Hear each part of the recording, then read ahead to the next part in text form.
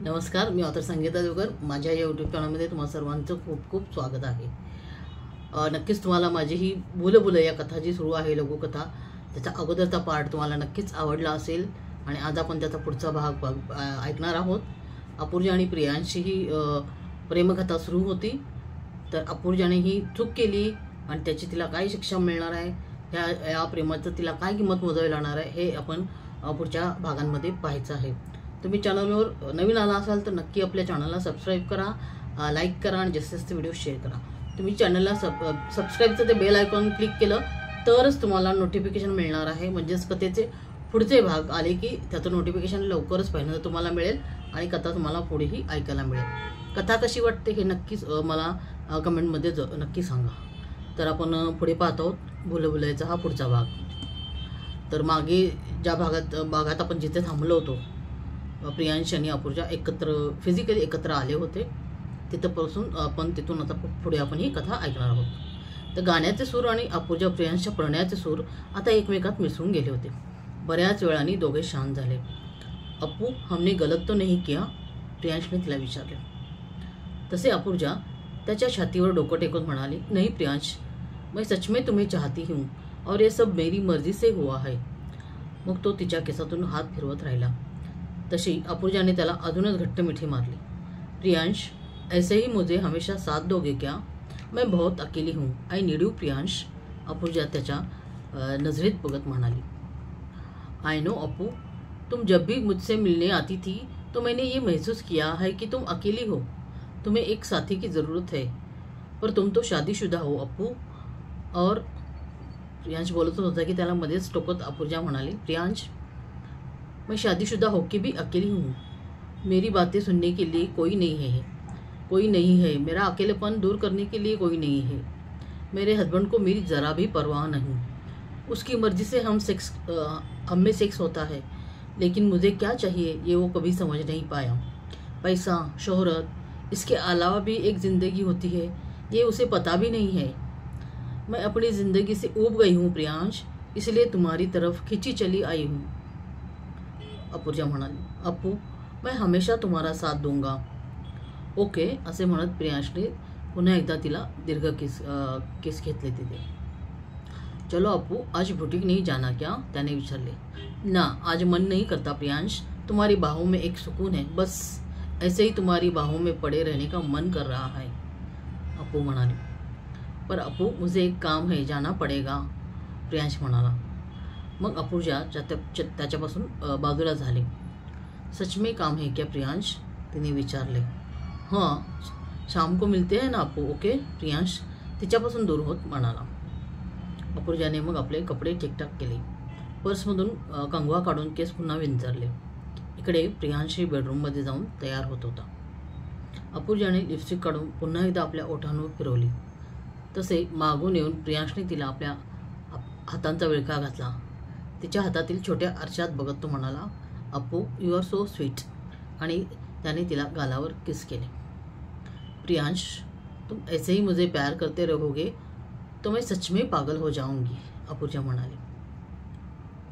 अभी क्या और पागल होना बाकी है क्या अपू? प्रियांश त्याचे गाल ओढत म्हणाला. तो मैं पागल हूँ हां, असं म्हणत अपूर्जा प्रियांशला मारायला लागली. तसा प्रियांश दूर पळाला. चलो, मुझे लेट हो रहा है अपू, प्रियांश बोलला. मग दोघेही फ्लॅटच्या बाहेर पडले. अपूर्जाला आपल्या बाईकवरून त्याने बुटीकला सोडले. अपूर्जा बुटीकमध्ये आली. ती येण्या अगोदर सेल्सगर येऊन बुटीक उघडत असे. दिवसभर अपूर्जाचे आज लक्ष लागत नव्हते. सकाळी प्रियांशसोबत एकत्र घालवलेले ते क्षण राहून राहून तिला आठवत होते. प्रियांशचा स्पर्श आताही तिला रोमांचित करत होता. कधी संध्याकाळ होते आणि प्रियांशला भेटते असं तिला झाले होते. संध्याकाळी बुटीक बंद करून ती बाहेर पडली आणि तिने प्रियांशला कॉल केला. तर तो कामासाठी बाहेर आहे म्हणाला. उद्या भेटू असं म्हणत त्याने फोन बंद केला. अपूर्जाने नाराज होत त्याचा कॉल कट केला. ती घरी आली, पण घरातही तिचे लक्ष लागत नव्हते. जेवण वगैरे आवरून ती झोपायला बेडरूममध्ये आली. मंदार लॅपटॉपवर काही ऑफिसचं काम करत होता. अपूर्जा एक नॉवेल घेऊन वाचत होती. मंदारने लॅपटॉप बंद केला आणि तो अपूर्जाजवळ आला. तिच्या हातातून त्याने ते पुस्तक काढून घेतले. तिच्या गालावर हात ठेवून तो ओठावर किस करू लागला. तसे अपूर्जा बोलली, मंदार सोड मला नाही आहे मूड. पण मला आहे ना अपूर्जा, मंदार म्हणाला. याला नाही म्हणाले तरी हा ऐकणार नाही हे अपूर्जाला माहीत होते, त्यामुळे ती गप्प राहिली. मंदारने जोरात तिच्या ओठांना बाईट केले. मग जोर जबरदस्ती केल्यासारखे यंत्रवत त्याने संभोग केला. अपूर्जा निश्चित पडून होती. थोड्या वेळात मंदार तिच्यापासून बाजूला झाला. अपूर्जाला तिचा आणि प्रियांशचा सकाळचा प्रणय आठवला. किती हळुवार आणि नाजूकपणे प्रियांशने तिला स्पर्श केला होता. आपल्या नाजूक स्पर्शाने तिचा देह पुलकित केला होता आणि तिला हळूहळू फुलवत त्याने खूप प्रेमाने तिच्याशी प्रणय केला होता. त्यात धुसमुसळेपणा अजिबात नव्हता. आणि एक हा मंदार, याला फक्त ओरबाडणं माहिती आहे. अपूर्जा नकळतपणे दोघांमध्ये तुलना करू लागली. तेव्हा तिला प्रियांशची खूप आठवण आली. सकाळी एकदाच भेटला होता तो आज तिला. तिने त्याला miss you so much Priyansh असा मेसेज केला. तो मेसेज त्याला डिलिव्हर नाही झाला. कुठे आहे हा? याला रेंज नसेल का? फ्लॅटवर असता तर मेसेज गेला असता कधीच. अजून हा बाहेरच असेल का? कोणासोबत असेल? त्याला गर्लफ्रेंड असेल का? का नसणार? इतका स्मार्ट आहे दिसायला, मग नक्की कोणीतरी असेल. अपू असा विचार करत राहिली. मग केव्हा तरी तिला झोप लागून गेली. सकाळी उठल्यावर तिने फोन बघितला. प्रियांशला नुकताच तिचा मेसेज डिलिव्हर झाला होता. हा रात्रभर कुठे होता असा विचार तिच्या मनात येऊन गेला.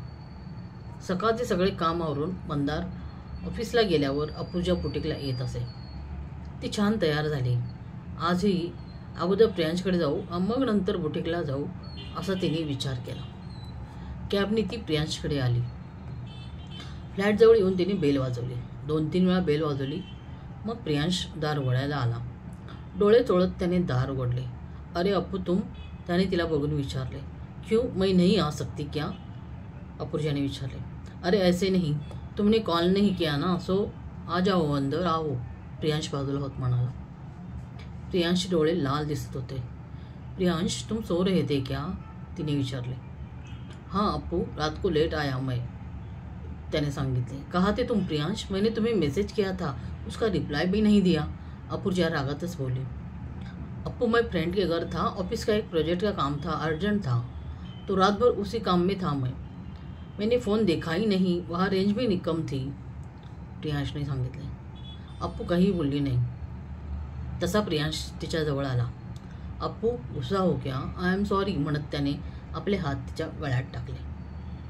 अरे अब माफ भी कर दो ना प्लीज, तो तिच्या गालावर आपले गाल घासत म्हणाला. त्याचा हा बालिशपणा बघून तिला हसू आले. ठीक है कर दिया माफ, अपूर्जा म्हणाली. तुम बैठो मैं फ्रेश होके आता हूँ, प्रियांश म्हणाला. अपूर्जाने त्याला आपल्याजवळ ओढले. म्हणाली, ऐसे भी तुम बहुत हॉट लग रहे हो प्रियांश, एकदम क्यूट लग रहे हो, सो स्वीट, अपूर्जा म्हणाली.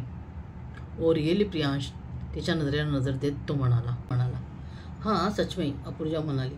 तो ये स्वीट टेस्ट करना है क्या? प्रियांश हसतच तिच्या ओठांवर बोट फिरत म्हणाला. अपूर्जाचे श्वास हलून आले. प्रियांशने आपले बोट तिच्या ओठांवरच ठेवले होते. तिने त्याचे बोट आपल्या हातात पकडले. श्वास घेण्यासाठी तिने ओठ उघडले आणि मोठा श्वास घेतला. तेव्हा क्षणाचाही विलंब न लावता प्रियांशने तिच्या ओठांचा ताबा घेतला. दोघांचे श्वास आता एकमेकात मिसळून जाण्यासाठी अधीर झाले होते. दोघे एकमेकाच्या मिठीत पडून होते. अप्पू चाय बनाऊ क्या? प्रियांशने विचारले. ना प्रियांश, अब मैं चलती हूँ, तुम फ्रेश हो जाओ, असं बोलून अपूर्जा उठली आणि आपले कपडे आवरू लागली. मग प्रियांश उठला. अप्पू, आज मेरा रूम पार्टनर गांव से आ रहा है, तो हमें यहाँ मिलना ठीक नहीं होगा, प्रियांश ने सांगितले. तो कहाँ मिलेंगे हम प्रियांश? अपूर्जा ने विचारले. देखते हैं क्या कर सकते हैं. तुम अकेली जाओगे ना बुटीक? त्याने विचारले. हाँ. आज शाम को मिलोगे क्या? अपूर्जा ने विचारले. काम नहीं होगा तो कॉल कर दूंगा, ओके, प्रियांश बोलला. मग अपूर्जा तिच्या बुटीककडे आली. प्रियांशच्या घरी आता त्यांना भेटायला मिळायचे तर शक्य नव्हते. कधी प्रियांश तिच्या बुटीककडे यायचा, मग ते बाहेर जायचे, पण निवांत त्यांना भेटता येत नसायचे. अपूर्जाचा वाढदिवस जवळ आला होता. तिने प्रियांशसोबत तो साजरा करायचा असं ठरवले. अलीकडे तिने एक गोष्ट नोटीस केली होती की प्रियांश अपूर्जाला भेटायला जास्त येत नसायचा आणि कॉलवरही कमी बोलायचा. अपूर्जाने 10 मेसेज केले की हा एखादा करत असायचा. कामात बिझी आहे असं कारण तो देत असायचा. बरेच दिवस तो भेटलाही नव्हता. म्हणून एक दिवस अपूर्जा प्रियांशकडे आली. तिने दारावरची बेल वाजवली. प्रियांशने दार उघडले. अपूर्जाला दारात बघून जरा गोंधळला. अपू तुम कॉल नहीं किया तुमने? प्रियांश ने विचारे. प्रियांश तुम्हें टाइम है क्या कॉल पर बात करने के लिए, ना ही मुझसे मिलने के लिए? अब अंदर तो ले लो मुझे. अपूर्जा बोली. अपू घर में मेरे फ्रेंड आए हुए हैं, हम काम कर रहे हैं त्याने सांगितले. तसे अपूर्जाने आत डोकावून बघितले तर 4 जण हॉलमध्ये बसलेले होते आणि काही चर्चा करत होते. पण अपूर्जाला बघून ते एकदम शांत झाले. ते चौघे मुस्लिम वाटत होते. अपू ये मेरे दोस्त है जो दिल्ली से आए हैं, मैं शाम को पक्का मिलने आ जाऊंगा तुम्हें प्लीज़. प्रियांश अपूर्जाला म्हणाला. ठीक है पर शाम को मैं तुम्हारा वेट करूंगी. अपूर्जा म्हणाली. हा बाबा पक्का आता हूँ म्हणत प्रियांशने तिचे गाल ओढले. हसतच मग अपूर्जा तिथून बाहेर पडली. पण तिला हे समजले नाही की प्रियांशचे मित्र का आले असतील त्याला भेटायला. तेही सगळे मुस्लिम दिसत होते. असतील त्याच्या गावाकडचे असा अपूर्जा विचार करत निघाली. वाह रोशन, तुम्हारी गर्लफ्रेंड तो बहुत खूबसूरत है, शादी करोगे क्या उससे? त्या चौघांमधला एक जण प्रियांशला म्हणाला, कारण त्याने अपूर्जाला पाहिलं होतं. अरे रोशन कहा, ये तो प्रियांश है ना, दुसरा म्हणाला. मग सगळेजण हसू लागले. त्यांनी अपूर्जाला तिथे बघून प्रियांशने अपूर्जाचं बोलणं ऐकून तर्क काढला की अपूर्जा प्रियांशची गर्लफ्रेंड असेल. उसकी इच्छा होगी तो शादी भी जरूर करूँगा क्योंकि मैं उससे बहुत प्यार करता हूँ, प्रियांश म्हणाला. पागल हो गए हो क्या रोशन, और हम लोग ये शादीवादी के चक्कर में नहीं पड़ते. और तू भी सुन, ये ऐसी लड़की जो हिंदू है हमारे घर में नहीं चलेगी. हाँ, तू उसे घुमा फिरा, चाहे तो सो जाओ उसके साथ, मगर शादी का ख्याल मन से निकाल दे, ये कभी नहीं होगा.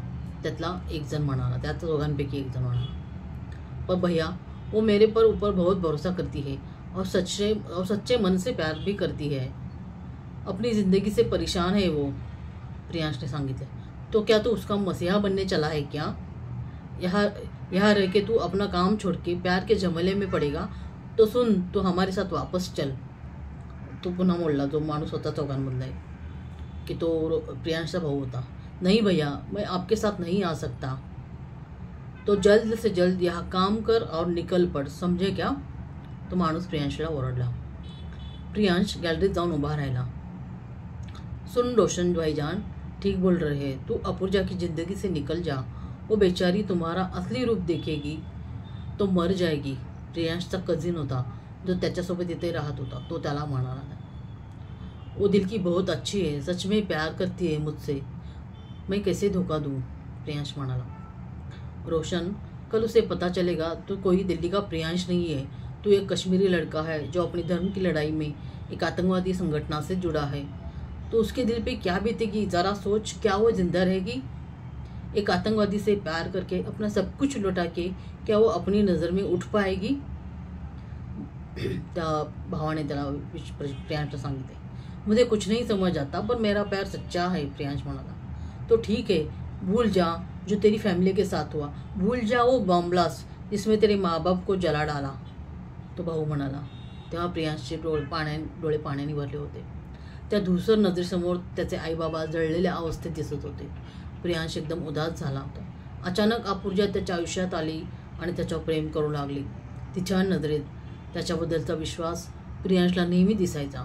त्याचा उद्देश अपूर्जाला फसवायचा नव्हता. तर आज आपण इथेच थांबतो आहोत आणि ही कथा कशी वाटली आणि पुढे या कथेमध्ये कुठला टर्न येतो हे नक्की ऐकण्यासाठी आपल्या चॅनलला आवर्जून सबस्क्राईब करा, तरच तुम्हाला लवकर नोटिफिकेशन येईल. कथा कशी वाटते जरूर कमेंट करा. धन्यवाद. आणि अचानक तिने प्रियांशचा चेहरा आपल्या हातात धरला. त्याच्या नजरेत ती एकटेक बघू लागली आणि इकडे म्युझिक सिस्टमवर एक खूप फारसं रोमांटिक गाणं सुरू झालं होतं. कैसे बताए कैसे जताए, सुबह तक तुझमें ही जीना चाहे, भीगे लबों की गीली हंसी को पीने का मौसम है, चाहे एक बात कहूँ क्या तुझसे इजाजत है, तेरे इश्क को मुझको आदत है. हे गाणं सुरू झालं होतं. हे गाणं दोघंही शांतपणे एकमेकाच्या नजरेत बघत होते आणि हे दोघं ते गाणं ऐकत होते. फक्त गाण्याचे सूर ऐकू येत होते. एक दूजे से जुड़ रहे हैं, एक तेरी तलब मुझ में ऐसी लगी, मेरे होश भी उड़ने लगे, मुझे मिलता सुकून तेरी बाहों में, जन्नत जैसे एक राहत है, एक बात कहूँ क्या इजाज़त है, तेरे इश्क को मुझको आदत है. हे गाणं तिथे चालूच होतं कंटिन्युअसली. अपूर्जाने आवेशाने प्रियांशच्या ओठावर आपले ओठ ठेवले आणि पॅशनेटली त्याला ती किस करू लागली. तिचा अंदाज बघता प्रियांशी तिला प्रतिसाद देऊ लागला. त्याने तिला मानेवर गळ्यावर किस करायला सुरुवात केली. अपूर्जाचा संयम आता सुटत चालला होता. प्रियांश तिच्या सर्वांगाला स्पर्श करत होता. त्याचा स्पर्श तिला बेभान करत होता. अपूर्जाने पुन्हा त्याच्या ओठांचा ताबा घेतला. तोही तिच्या ओठांना हलकं हलकं बाईट करू लागला. Priyansh, I love you, really love you, अपूर्जा मादकपणे त्याला म्हणाली. Apu, I also love you म्हणत प्रियांशने तिला घट्ट मिठी मारली. अपूर्जानेही त्याला घट्ट पकडून ठेवले. मग प्रियांशने तिला उचलून घेतले. तिच्या नजरेत प्रेमळ आव्हान होते. त्याने तिला बेडवर आणले. एक एक करत दोघांच्या मधला कपड्यांचा अडसर दूर झाला. प्रियांश तिच्यावर प्रेमाचा वर्षाव करत होता आणि अपूर्जा त्याच्या वर्षावात चिंब भिजत राहिली. कित्येक दिवसांची ती तहानलेली प्रियांशचा स्पर्श रोमारोमात भरून घेत होती आणि अपूर्जा आणि प्रियांशच्या या प्रणयात गाण्याचे सूर पण एकमेकांमध्ये मिसळून गेले होते. तर आज आपण इथेच थांबतो आहोत. तर अपूर्जा आणि प्रियांश यांच्या प्रेमकथेचं हे पुढे काय होईल, किंवा अपूर्जाने ही गेलेली चूक तिला खरंच समजणार आहे का तिला कुठल्या संकटात नेणार आहे, हे आपण पुढच्या भागात पाहूयात. तोपर्यंत तुम्ही चॅनलवर नवीन असाल तर नक्की सबस्क्राईब करा आणि बेल आयकॉनला क्लिक करा, जेणेकरून तुम्हाला या कथेच्या पुढच्या भागातून नोटिफिकेशन लवकरच मिळेल. व्हिडिओ आवडला असेल तर नक्की लाईक करा आणि शेअर करा. धन्यवाद.